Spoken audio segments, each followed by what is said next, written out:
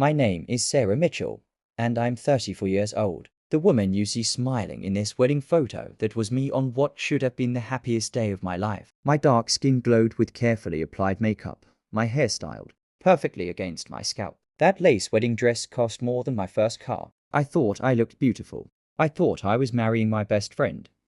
His name was Marcus Chen. We met in college, both studying architecture. Marcus was funny, ambitious, with kind eyes that crinkled when he laughed. We dated for 3 years before he proposed on a beach in California, the sunset painting everything gold. The wedding took 2 years to plan. My sister Jessica helped with everything: the flowers, the venue, the guest list. Jessica was 2 years younger than me, a kindergarten teacher with a gentle soul. She never married, always said she hadn't found the right person yet. I was so grateful to have her by my side.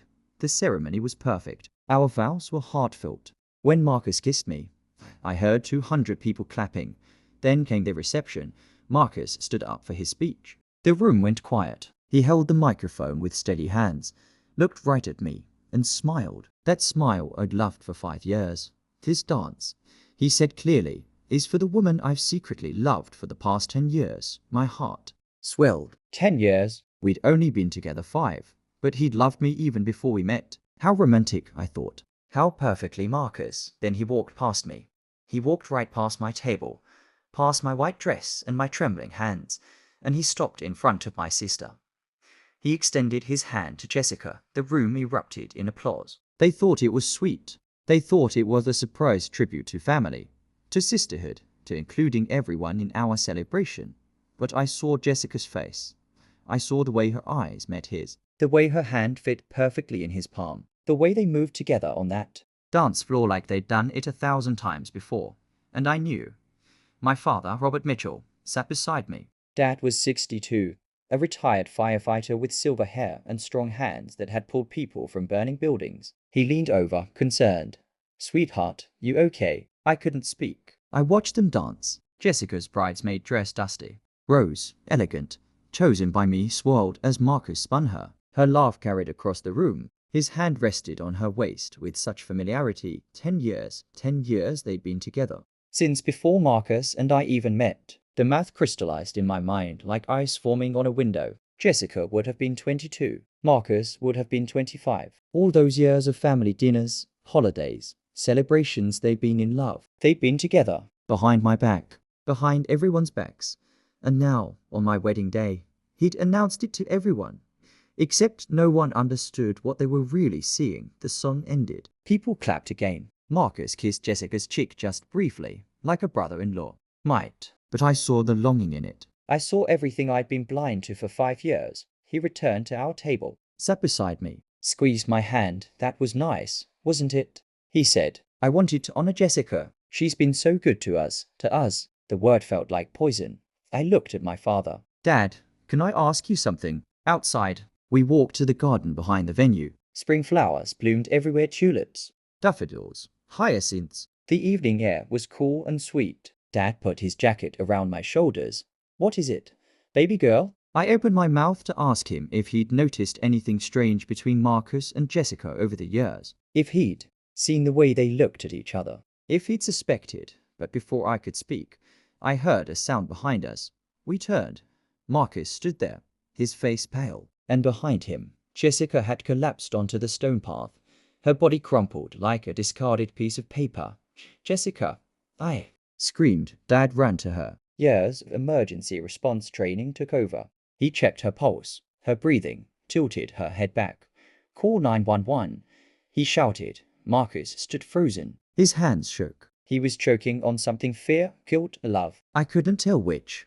The ambulance came. They took Jessica away. Lights flashing red and blue against the darkening sky. I rode with her, still in my wedding dress. Marcus tried to come, but there was only room for one more person. "I'm her sister," I said firmly, blocking his path. "To the hospital. They stabilized her. Low blood sugar, dehydration, stress. The doctor said she'd be fine. She just needed rest and fluids." I sat beside her bed. She woke slowly, her eyes finding mine. "Sarah," she whispered. "I'm sorry." "For what, Jess?" Tears rolled down her cheeks. "For everything. For loving him. For being weak. For not telling you, so it was true."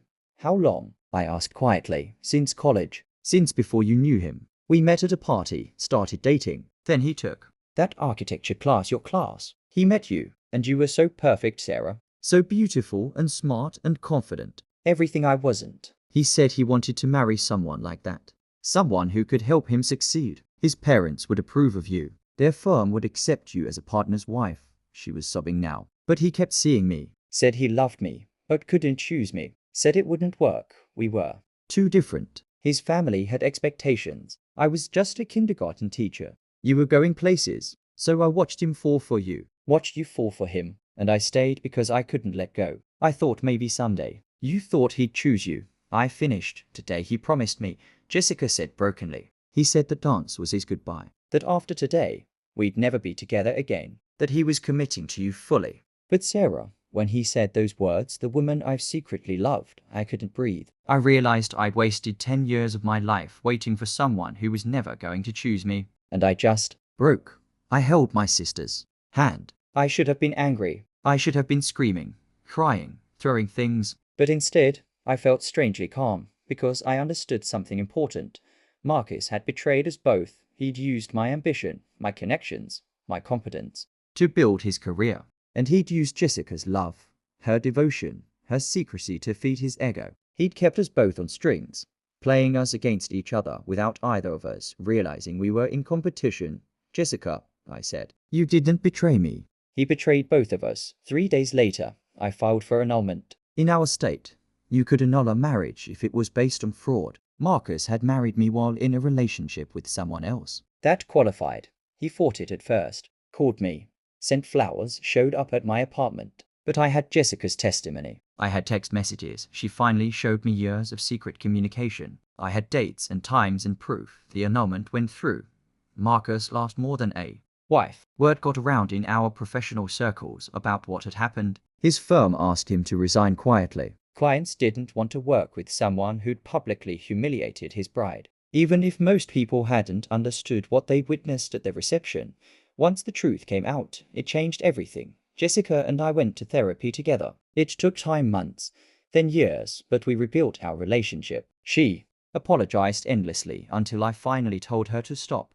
We were both victims of the same man, I said. Let's not let him take our sisterhood too. My father became my rock. Dad reminded me that I was strong, that I'd survived worse than a failed marriage. He'd watched me overcome challenges my whole life. This would just be another one, too. Years later, I opened my own architecture firm. Small at first, just me and 2 junior designers. But we specialized in community centers, libraries, schools, buildings that mattered to people, buildings that made a difference. Jessica met someone, a fellow teacher named David Park, patient and kind, who knew her whole story and loved her anyway. They got married last summer in a simple ceremony by a lake. She asked me to be her maid of honor. I said yes without hesitation. I haven't found love again yet. Maybe I will, maybe I won't. But I've found something more valuable. I've found myself. I've learned that betrayal, while painful, can also be clarifying. It can show you who you really are when everything else is stripped away. That wedding photo still exists somewhere, probably in a box in my father's attic. The smiling bride in the lace dress, so hopeful, so naive. Sometimes I miss her innocence. But I don't miss who I was trying to be: perfect, impressive, worthy of someone else's love. Now I am just Sarah. Architect, sister, daughter, friend, betrayed but not broken. Out but healing. Older, wiser, and finally free. That dance Marcus shared with Jessica. It wasn't a goodbye he thought it was. It was the beginning of both of us learning to dance alone and discovering we didn't need him to hear the music. Life has a strange way of working out. The truth does set you free. Sometimes it just hurts like hell first.